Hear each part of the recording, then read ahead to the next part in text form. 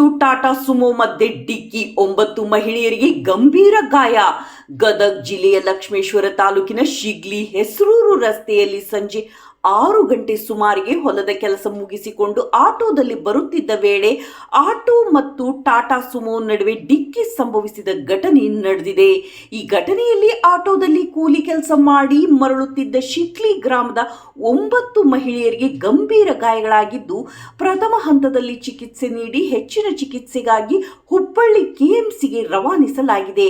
ಹೆಚ್ಚಿನ ಮಾಹಿತಿಗಾಗಿ ಕಲೆ ಹಾಕಲಾಗುತ್ತಿದೆ.